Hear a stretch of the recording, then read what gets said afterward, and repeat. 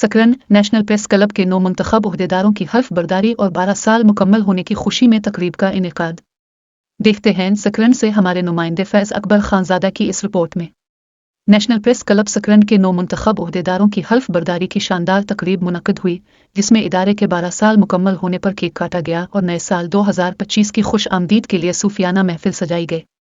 खबर के मुताबिक नेशनल प्रेस क्लब सकरन के साल 2025 के लिए मुंतखब बॉडी की हल्फ बर्दारी की तकरीब में पाकिस्तान पीपल्स पार्टी के MP गुलाम कादिर चांडियों ने बतौर मेहमान खुसूसी शिरकत की और ओहदेदारों से हल्फ लिया।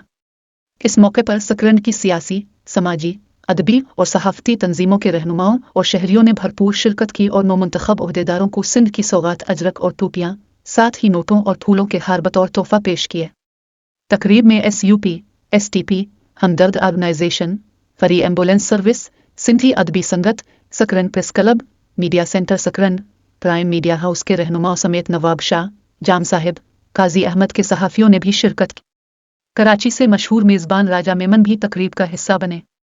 नेशनल प्रेस क्लब की 12 साला जिदोजहद और मेहनत का जश्न मनाने के लिए सालगिरह का केक काटा गया और नए साल की आमद की खुशी में एक रंगारंग सूफियाना महफिल का एहतमाम किया गया। इस महफिल में सिंध के मरूफ सूफी गायक खुशबू लगारी, दिलदार फ़कीर ओठो और सैयद रहीम शाह ने अपने सुरीले कलाम के जरिए सुबह तक हाजरीन को झूमने पर मजबूर किया। तकरीब की मेज़बानी मरूफ मेज़बान और मॉडल आबा बलोच और सहाफ़ी कासिम खासखेली ने की, जिनकी पेशकश को हाजरीन ने बेहद सराहा।